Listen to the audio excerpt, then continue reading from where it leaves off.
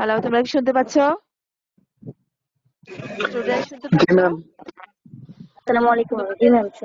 জি ওয়ালাইকুম ম্যাডাম। আসসালাম। আসসালামু আলাইকুম। তোমাদের এত অল্প জন স্টুডেন্টের আসলে ক্লাসটা তোমাদের বলো গাইনি ক্লাসের দরকার আছে? আমাকে এটা জাস্ট শোনাও যে গাইনি ক্লাসের দরকার আছে কি নাই? আছে দরকার? জি ম্যাম। ক্লাসের দরকার থাকলে শুধু কি মানে যে জি ম্যাম বললা মুখের বলে তো হবে না। তোমাদের এখন আমি মাত্র 14 জনের দেখতে পাচ্ছি আমি অনলাইনে। এই 14 জনের জন্য তো আমি এত কষ্ট করে ক্লাস করতে পারবো না, আমার অনেক কাজ। এত কাজের মধ্যে তোমাদেরকে ফাঁক করে ফাঁকে ফাঁকে একটা ক্লাস নেব, সপ্তাহে একটা ক্লাস। এই 14 জনের জন্য আমি এই ক্লাসটা নিতে পারবো না। এটা হলো আমার কথা। আমি প্রিন্সিপাল স্যারকে জানিয়েছিলাম, কিন্তু তোমরা তো ক্লাস করবে বলে আরো ক্লাস করতে চাও, এইগুলো শোনালা, অথচ ক্লাসে আসতেছো না। এই 14 জনের জন্য আমি কোনো ক্লাস টেস্ট করতে পারবো না, এত সুযোগ নাই, এত আমার সময়ও নাই, বলে দিলাম। কি করতে চাও? ক্লাস কি অফ করে দেবো? ক্লাস অফ করে দেবো? না ম্যাম। না ম্যাম। তাহলে কি করতে চাও তোমরা? যদি না চাই 14 জনের জন্য আমি কিভাবে আমি ক্লাস করাবো? হুম? 14 জনের জন্য আমার ক্লাসের কোনো আমার করানোর কোনো ইচ্ছা নাই। আমি আজকে ফাইনাল। নেক্সট টাইমে যদি তোমার এই এত অল্প পার্সেন্টেজ থাকে তো জানিয়ে দিও, তোমাদের সাথে যাদের ফ্রেন্ডরা যারা আছে তাদের সাথে যোগাযোগ করো। আমার ক্লাসে যদি এরকম থাকে 15 জন 20 জনের কাজ, গত ক্লাসে ছিল 19 জন, আজকে 14 জন, আমি পারবো না। Not possible to continue my classes. Okay. আমি লাস্ট যে ক্লাসটা করানো হয়েছিল রিমেনিং অফ দা ক্লাসেস আমি আজকে ওটা করে শেষ করে দিয়ে আমি ক্লাস হয়তো তোমাদের আর নেব না। আচ্ছা, আমি পড়াচ্ছিলাম CIN. CIN means cervical intraepithelial lesion. এটাকে নিউপ্লাসিয়া, এটাকে আমি একটু গত ক্লাসে যে পড়াগুলো পড়িয়েছিলাম এটার একটু রিভাইজ রিভাইজ আমি জানি সিআইএন মানে কি। What is cin? সিআইএন তোমাদেরকে বলা হয়েছে, হোয়াট ইজ সিআইএন বলো তো? CIN is a histopathological condition where part or full thickness of squamous epithelium is replaced by varying degree of atypia, but the basement membrane is intact. Cervical squamous epithelium, it is replaced by varying degree of atypia. আর squamocolumnar junction সম্পর্কে তোমাদেরকে বলা হয়েছে, এটা কোথায়? It is the area which remain in the original squamocolumnar junction and newly formed squamocolumnar junction. This area more prone to developing the metaplastic changes. So it is very important যে it may turn into cervical squamous carcinoma, cervical carcinoma. আচ্ছা, এখন আমরা যে এই WHO এখানে এটাকে classify করা হচ্ছে, আমরা সিআইএন টাকে সিআইএন 1 2 3। 1 কোনটা বললাম? Mild. It is mild dysplasia which involve the cervical basal layer, 1/3 of the basal layer. Moderate dysplasia, that is the CIN2, involving the 2/3 of the cervical epithelium, and the CIN3 involving the whole thickness except superficial one is the CIN3. ঠিক আছে, whole thickness যখন involve করবে, কিন্তু superficial few layer also escape of these lesions. And CIS, that is the cervical এটা হচ্ছে carcinoma in situ, cervical carcinoma in situ, but the whole thickness of the cervical epithelium involving in cervical epithelium, but the basement membrane is remain intact. এটাকে আবার ব্যাথেস্টা সিস্টেমে আমরা ভাগ করা হয়েছে। এটা হলো কি আসকাস। আসকাস means atypical squamous cell of আনডিটারমাইন্ড significance. এখানের মধ্যে আমরা ম্যালিগনেন্ট সেলকে এক্সক্লুড করা যায় না। আর লো স্কোয়ামাস হচ্ছে কি যেটা, এটা লো স্কোয়ামাস যেটা নেক্সট যে আমরা রিপোর্ট করা হয় আসকাসের পরে, low grade squamous intraepithelial lesion, that is the low SIL. It resembles the mild dysplasia or CIN1 থেকে করতে পারি। আর এই হাই স্কোয়ামা যেটা high SIL, high grade squamous epithelial lesion, it resembles the severe dysplasia or CIN3. ঠিক আছে, এই হচ্ছে আমাদের যখন আমরা এখানে তোমাদের পিকচার গুলো দেখলাম, this is the normal epithelium. আর এখানে হচ্ছে কি মাইল্ড লোস কমাস, যেটা লোস কমাস কে আমরা এখানের মধ্যে যে very mild, less than 1/3, this is mild dysplasia, that is the CIN1 involving the 1/3 of the cervical epithelium basal layer, and this is the 2/3. Highest commas is a 2/3.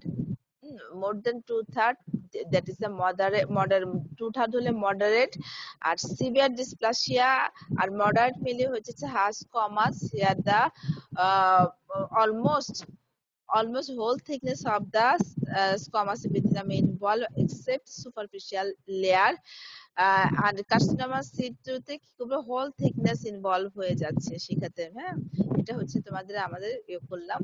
আর তোমাদেরকে already বলা হয়েছে এটা পেপেনেকুলো introduce করছিল এই সাইটোলজিক্যাল টেস্টটা, সেটা আমরা জানবো। আমরা জানি এটা হচ্ছে প্রতি বছর আমাদের ওয়ার্ল্ড ওয়াইডে 5 lakh women are involving the cervical carcinoma, more than 80% involved in developing countries. আর একটা কথা বলা হচ্ছে every 2 minutes a woman dies of cervical cancer, প্রতি 2 মিনিটে একজন করে মারা যাচ্ছে।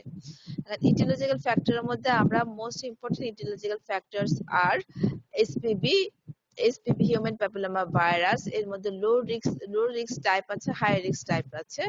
হাই রিস্ক টাইপ গুলো 16, 18 টা মেইনলি ইম্পর্টেন্ট, এছাড়াও 31, 33, 35 বেজের সংখ্যাগুলো দেখো 39 এগুলো, আর হচ্ছে লো রিস্ক হচ্ছে 611 মোস্টলি, আর এছাড়াও আছে জোড় সংখ্যাগুলোর মধ্যে আছে 40, 42 এগুলো আছে।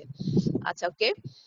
এখন আমরা জানি সেখানে আমরা কি বললাম যে যে সার্ভিক্সে প্রথমে অর্গানিক যে এসপিভি ঢুকলো, ঢোকার পরে সেই বেজাল লেয়ারে চলে যাচ্ছে। বেজাল লেয়ার যদি হোস্ট রেসপন্স যদি ভালো থাকে, রেজিস্ট্যান্স ক্যাপাসিটি যদি থাকে, সেটা তখন আর সেল ইনফেক্ট হয় না। যদি এটা হোস্ট রেসপন্স যদি কম থাকে, রেজিস্ট্যান্স পাওয়ার যদি না থাকে, তাহলে সেল ইনভলভ, বেজাল লেয়ারটাকে ইনভলভ করছে। বেজাল লেয়ার, বেজাল, প্যারাবেজাল এভাবে লেয়ার গুলি আসে। হ্যাঁ, বেজাল লেয়ার প্রথমে ইনভলভ করছে। এই ক্ষেত্রে এই CIN1 বা CIN2 থেকে ইনভার্সিভ কার্সিনোমা হওয়ার জন্য আমাদের অ্যাটলিস্ট 15 ইয়ার্স লাগবে। 15 ইয়ার্স লাগবে। এই 15 ইয়ার্সে যদি আমরা অনেক কিছু করতে পারি, দেখো সেলগুলো বেজাল লেয়ার আসে, প্যারাবেজাল লেয়ার থাকে, ইম্যাচিউর সেল, ম্যাচিউর সেল এভাবে আসে। হ্যাঁ, তো ইনভলভ হতে হতে কিন্তু টোটাল লেয়ার ইনভলভ করার জন্য আমাদের অ্যাটলিস্ট 15 ইয়ার্স লাগে। হ্যাঁ, এর মধ্যে দেখো এসপিভি ইনফেকশন 70% এর লো গ্রেড থাকে, লো স্কোয়ামাস মানে CIN1 হওয়ার জন্য 70%, 15% কেসে তোমার হচ্ছে CIN1 হচ্ছে, কিন্তু 70% ক্ষেত্রে 1 থেকে আবার নরমাল সেলে চলে যাচ্ছে। আবার এই টোটাল আবার ইনভেসিভ কার্সিনোমা হয়ে যাচ্ছে কত, 10 to 15 ইয়ার্স লাগছে 33%। জিনিসটা জানতে হবে। আমরা ইনভেসিভ এই যে CIN1 থেকে ইনভেসিভ কার্সিনোমা হয়ে যাচ্ছে 33%, নট স্মলার দা কাউন্ট, আমার খুব কম বলা যাচ্ছে না। সেই 33% মানে কি 3 জনের মধ্যে একজন, তাই তো? সেই 3 জনের মধ্যে একজন যদি এই 10 বছরে ইনভেসিভ কার্সিনোমা হয়ে যাচ্ছে, এটা কিন্তু ভেরি ইম্পর্টেন্ট। তো সো আমাদের কিছু রিস্ক ফ্যাক্টর থাকে, গত ক্লাসে বলা হয়েছে। এই রিস্ক ফ্যাক্টর গুলো যদি আমরা প্রিভেন্ট করতে পারি, সেক্ষেত্রে আমার দেখা যাচ্ছে এই কার্সিনোমা সার্ভিক্স গুলো হবে না। সো আমাদের ভেরি ইম্পর্টেন্ট রিস্ক ফ্যাক্টর গুলো আমরা বললাম। স্কোয়ামা কলামনার জাংশন কি আমরা জানি, ট্রান্সফরমেশন জোন কি আমরা জানি। এটা হচ্ছে this is original squamocolumnar junction, আর this is newly form squamocolumnar junction. এর ভিতরে হচ্ছে নিউলি ফর্মের ভিতরে হচ্ছে columnar epithelium. This is the immature squamous epithelium. This area is transformation zone. This is more prone to metaplastic change and CIN 1, 2, 3 and ultimately invasive carcinoma. Okay. আচ্ছা, এখন তাহলে হচ্ছে আমরা জানি এটা এই স্কোয়ামা কলামনার জাংশনটা নিওনেটের সময় একটু সারফেক্সে থাকছে, কিন্তু এটা যখন তোমার পিউবার্টিতে এসে কি করে, আস্তে আস্তে কিন্তু তোমার এস্ট্রোজেন বাড়ছে। এস্ট্রোজেনের কারণে এই মেটাপ্লাস্টিক চেঞ্জ গুলি হচ্ছে। হ্যাঁ, আমরা সেলের মধ্যে জানি বেজাল, প্যারাবেজাল, ইন্টারমিডিয়েট, সুপারফিশিয়াল আছে। এই মেটাপ্লাস্টিক চেঞ্জের জন্য আমরা oestrogen during pregnancy, during puberty, এগুলিতে বিশেষ করে ফার্স্ট প্রেগনেন্সিতে এই চেঞ্জ গুলো বেশি হচ্ছে। আচ্ছা, তোমাদেরকে যে বললাম প্রি ম্যানার্কাল এজে এটা হচ্ছে squamocolumnar junction, original squamocolumnar junction. হ্যাঁ, কিন্তু পরবর্তী সময়ে এটা এখানে নিউলি ফর্ম হয়ে যাচ্ছে, sorry it is original squamocolumnar junction এখানে হয়ে যাচ্ছে, হ্যাঁ, আর্লি পিউবার্টিতে। কিন্তু যখন এটা এখানে, আর এটা এখানে ছিল অরিজিনাল, আর এটা হচ্ছে নিউলি ফর্ম। এই দিস এরিয়ার আর হচ্ছে ট্রান্সফরমেশন জোন, এখানেই সমস্ত ঝামেলাগুলি হয়ে যায়। আর পেরিমনোপজাল এই যে কিন্তু এটা ভিতরে ঢুকে যাচ্ছে, স্কমা জাংশনটা ভিতরে আরো বেশি, এখানে নিউলি ফর্ম স্কমা জাংশন হচ্ছে কি আরো ভিতরের দিকে চলে যাচ্ছে, ঠিক আছে। আর দেখো পোস্ট মেনোপজালে আরো ভিতরের দিকে চলে যাচ্ছে, নতুন করে হয় না, হয় এরকম। সো আমাদেরকে স্ক্রিনিং, কেন স্ক্রিনিং আমরা করতে পারি, এটা কিন্তু কোশ্চেন আসে, তোমাদের জানতে হবে এটা হচ্ছে কেন স্ক্রিনিংটা কি। এটা স্ক্রিনিংটা it is the procedure for identification of the asymptomatic population who harbor the disease but does not produce any sign symptom.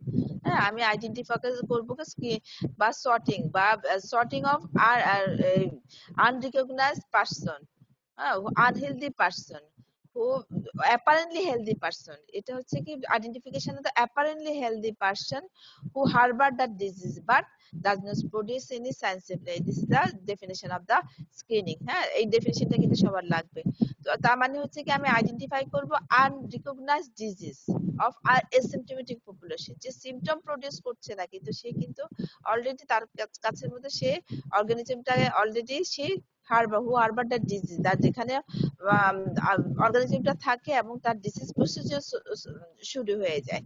তো যে সিম্পটম প্রডিউস করছে না কারণ এখনো ডিজিজ স্টাবলিশ ডিজিজ তার হচ্ছে না। আচ্ছা, তাহলে ওই টেস্টটা হতে হবে very simple, inexpensive and apply to large population. আমাদের মতো গরিব দেশের জন্য এটা করাটা এমন হতে হবে যেটা ভেরি সিম্পল, ইনএক্সপেন্সিভ, টাকা পয়সা বেশি খরচ করতে পারবে না আমার গরিব পপুলেশন। কারণ আমাদের এটা বলেই দিলাম যে হচ্ছে কাদের, বিশেষ করে হচ্ছে under privilege person, under privilege এরিয়াতে, ইসলাম এরিয়াতে গরিব লোকদের বেশি হচ্ছে, হ্যাঁ, আমার ডেভেলপিং কান্ট্রি গুলোতে বেশি হচ্ছে। আর হচ্ছে positive cases needs further regulation, যাদের এটা স্ক্রিনিং পজিটিভ হবে নেক্সট আমার ফার্দার রেগুলেশন আমরা যারা করতে পারে, হ্যাঁ, এই জন্য। হ্যাঁ, আর এটা সিএস সার্ভিসে কেন আমাদের এটা করা পসিবল, কারণ হচ্ছে সিএফ সার্ভিসটা এটা হচ্ছে disease causes the significant mortality morbidity, আর natural history of the disease is known. আমরা জানি ন্যাচারাল হিস্ট্রিটা, আমরা জানি যে সিআইএন 1 থেকে 2, 2 থেকে 3, 3 থেকে ইনভেসিভ কার্সিনোমা, এই ইনভেসিভ কার্সিনোমা হওয়ার জন্য লাগে 15 বছর enough time to diagnose the this disease procedure, and you can take many measures to prevent the further progression of the disease. So আমাদেরকে এটা আমাদের জানতে হবে। আর simple test available to detect the early স্টেজে, আমরা ভেরি সিম্পল কিছু test দিয়ে আমরা আর্লি স্টেজে করতে পারি।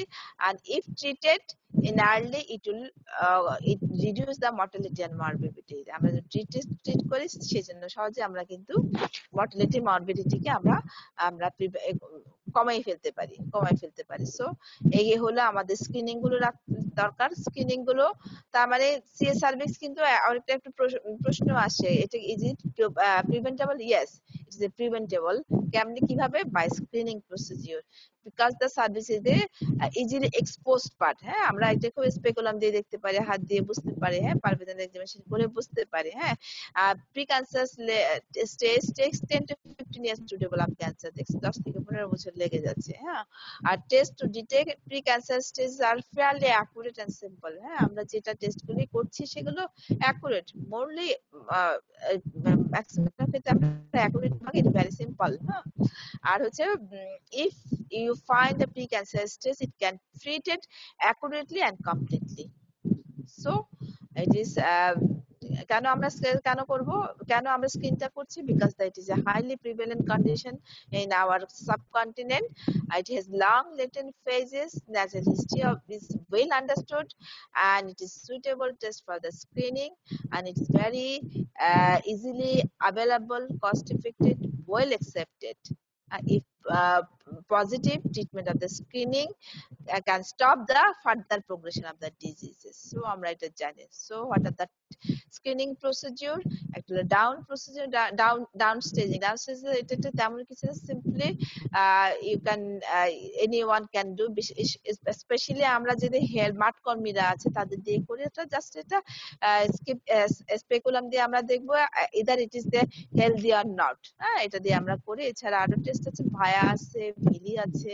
হ্যাঁ ভায়া মানে কি visual inspection of by applying the acetic acid, villi হচ্ছে visual inspection by Lobel's iodine অথবা ম্যাগনিফিকেশন মাইক্রোস্কোপ দিয়ে করা হয়। এটা এখন করা হয় না, মাইক্রোস্কোপ দিয়ে জাস্ট মাইক্রোস্কোপ দিয়ে আবার ইয়ে করা হয়, ফটোগ্রাফি করা হয়, মানে একটা ছবি তুলে দিয়ে যারা ইয়ে আছে গাইনোকোলজিস্টকে দেখানো হয় যে either it is healthy or not। এটা এখন আমরা করি না।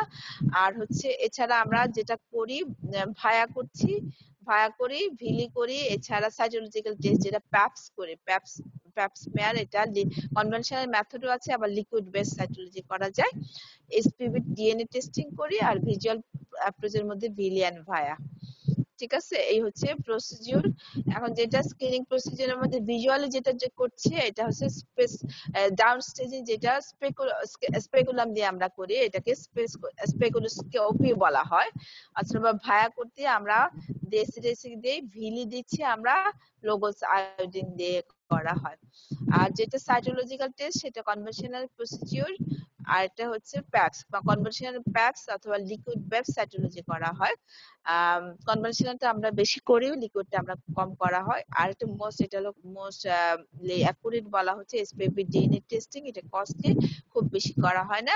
আর এটা হচ্ছে কলপোস্কোপি, কলপোস্কোপিটাও আমরা এখন করি, প্রত্যেকটা গভর্নমেন্ট মেডিকেল কলেজে আছে, কিছু কিছু প্রাইভেট সেক্টরে পাওয়া যায়। নাও ভায়াটা আমরা কি বললাম, এখানে হচ্ছে visualisation of the cervix by applying 5% acetic acid. 5% acetic acid আমরা এখানে দিচ্ছি। আমরা এমন কিছু না, জাস্ট সার্ভিক্সটাকে স্পেকুলাম দিয়ে ধরবো, 5% অ্যাসিটিক অ্যাসিড আমরা অ্যাপ্লাই করব। করলে তখন কি যে আনহেলদি সেলগুলো, যে আনহেলদি সেল যেগুলো CIN 1 2 3 আছে, সেগুলো কি হবে, আনহেলদি সেলকে কি করবে, coagulation of the protein, it turns into acetowhite area, acetowhite area হয়ে যাবে, তখন আমরা এটাকে ভায়া বলবো। ঠিক আছে, এটার জন্য তেমন কিছু লাগে না, গ্লাভস লাগবে, একটা স্পেকুলাম লাগবে, লাইট সোর্স লাগবে, আর এটা আমরা অ্যাসিটিক অ্যাসিড খুব অল্প 5% অ্যাসিটিক অ্যাসিড আমরা বানিয়ে করব। আচ্ছা, এখন ভায়া পজিটিভ কখন বলবো, ভায়া নেগেটিভ কখন বলবো? নেগেটিভ হলো নো অ্যাসিডোভাইট এরিয়া, কোনো অ্যাসিডোভাইট এরিয়া হলো না। কিন্তু অনেক সময় আবার ফেইন্ট অ্যাসিডোভাইট এরিয়া তৈরি হচ্ছে, কখন পলিপির ক্ষেত্রে, সার্ভিসাইটিস, এনি ইনফ্লামেশন, নেভিথিয়ান সিস্টের জন্য হতে পারে। সেই ক্ষেত্রে নেগেটিভ এটা বুঝতে হবে। হ্যাঁ, কারণ এই যে যারা আমরা এই জন্য ট্রেন পার্সন লাগবে, জিনিসটা বুঝতে হবে। অনেক সময় নর্মাল সার্ভিক্সে অ্যাসিডোভাইট বলে পজিটিভ বলে দিলে হবে না। আর ভায়া পজিটিভ কখন বলবো, যখন একটা সার্কামস্ক্রাইবড একটা এরিয়া থাকবে, circumscribed distinct well defined dense opaque area পাওয়া যাবে, ওপাক অ্যাসিডোভাইট এরিয়া পাওয়া যাবে। ঠিক আছে, সেক্ষেত্রে আমরা পজিটিভ বলবো। এখানে এটাকে বুঝতে হবে, স্কোয়ামা কলামনার জাংশনের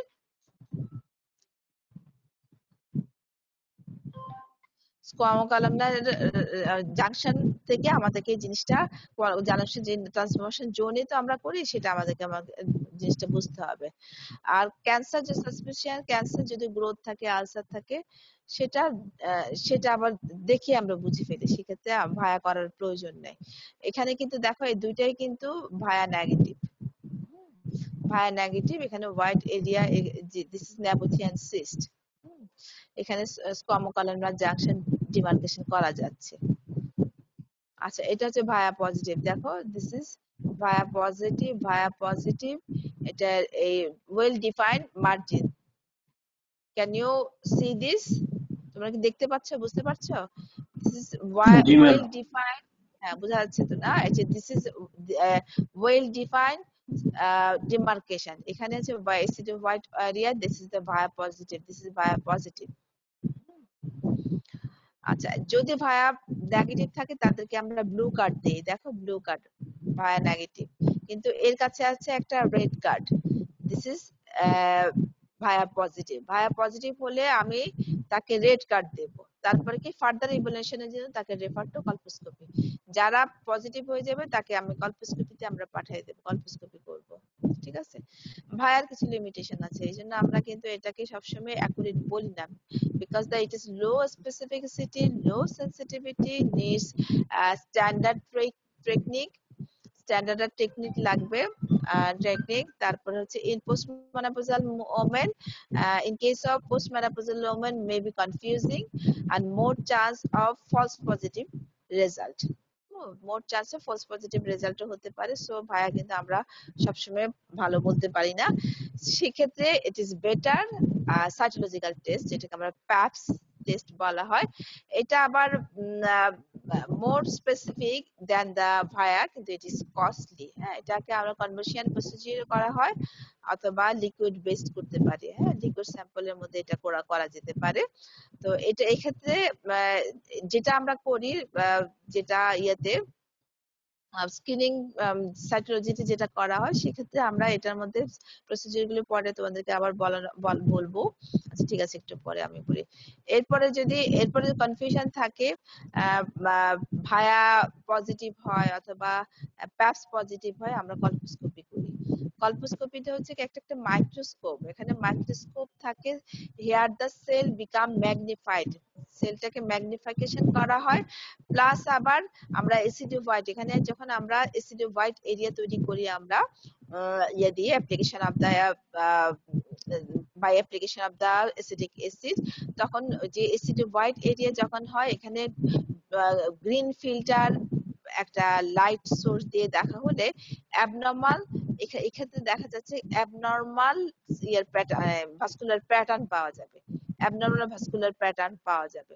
এই দেখো, এগুলো দিস ইজ নরমাল সেল, কিন্তু দেখো এই পরবর্তী সময় সিআইএন হয়ে যাচ্ছে, দিস ইজ সিয়ান হয়ে যাচ্ছে, সেলগুলো এমন দেখাবে। হ্যাঁ, আর এই ক্ষেত্রে যখন আমরা মাইক্রোস্কোপে দেখব, সেলগুলো পাংকটেশন পাওয়া যাবে, সেল না সরি ভ্যাসেলগুলো ডাইলেটেড হয়ে গিয়ে অনেক সময় পাংকটেশন হবে, অনেক সময় মোজাইক প্যাটার্ন হবে। ঠিক আছে, এই যে সেগুলো সার্কুলার রাউন্ডেড প্যাটার্ন যখন হয়ে যাবে, তখন এটাকে মোজাইক প্যাটার্ন বলবো, পিকচার দেখাবো।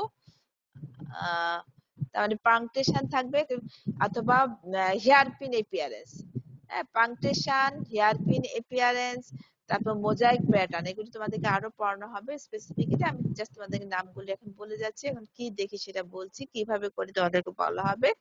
এছাড়া এন্ডোসার্ভাইকাল কিউরিটাস করতে পারি, স্পেশালি যখন অ্যাডিনোকার্সিনোমা হয়। হ্যাঁ, squamous cell carcinoma common, adenocarcinoma আমরা ভিতরটা করার জন্য এন্ডোসার্ভাইকাল কিউরিটাস লাগবে। সার্ভাইকাল বায়োপসি করা হয় কখন, আমরা একটা কনফার্ম যখন একটা গ্রোথ পাবো, সেক্ষেত্রে গ্রোথ অলরেডি সিএ সার্ভিক্স হয়ে গেলে তখন আমরা বায়োপসি করব, এর আগে কিন্তু আমাদের দরকার নেই।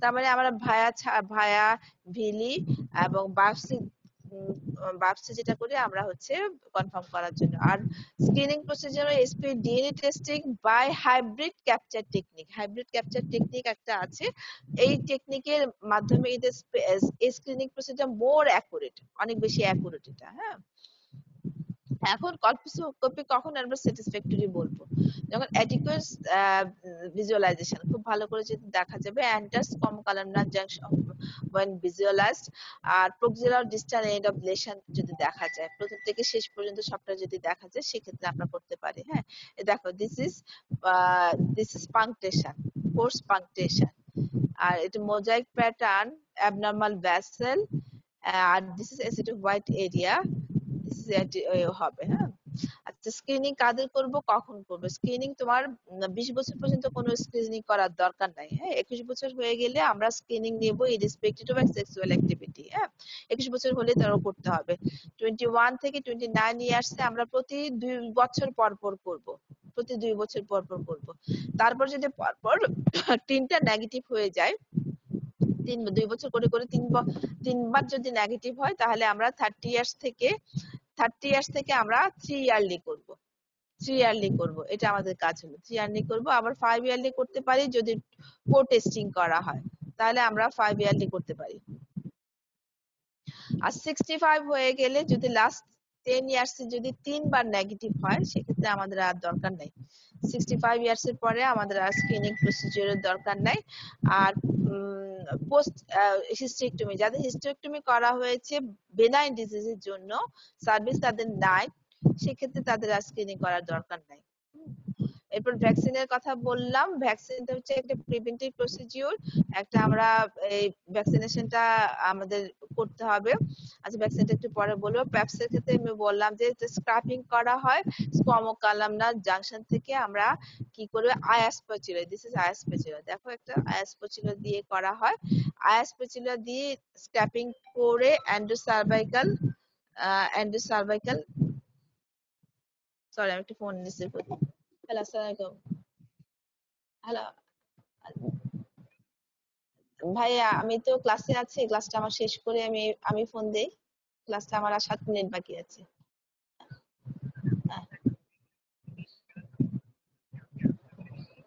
হ্যাঁ, শিওর শিওর শিওর শিওর, জি আসতে পারেন।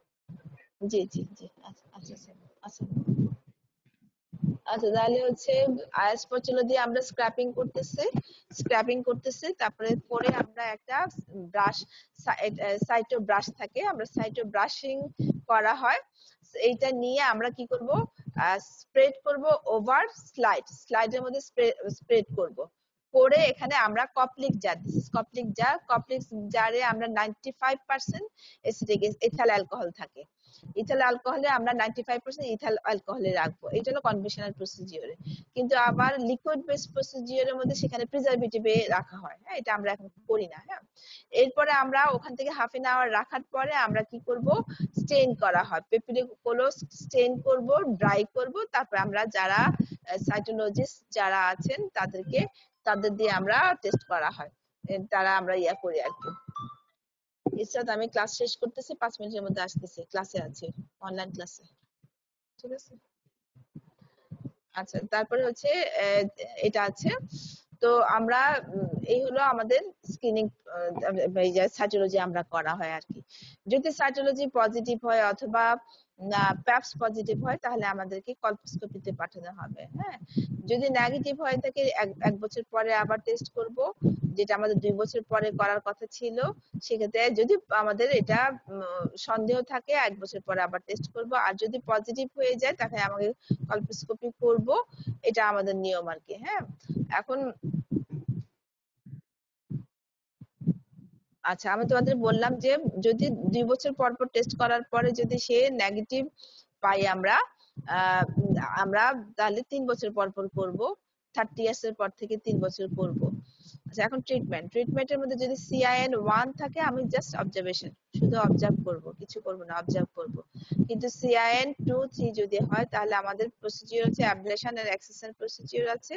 অ্যাবলেশন প্রসিডিউর হচ্ছে লেজার করতে পারি, লেজার ভ্যাপোরাইজেশন করতে পারি, ক্রায়োসার্জারি করতে পারি, কোল্ড কোয়াগুলেশন, ইলেকট্রোকোয়াগুলেশন, ইলেকট্রো কোয়ার্টারি করা যেতে পারে। আর এক্সিশন প্রসিডিউরের মধ্যে লিপ, হ্যাঁ, লিপ হচ্ছে large loop excision of the transformation zone, সেটা লিজও আমরা বলি।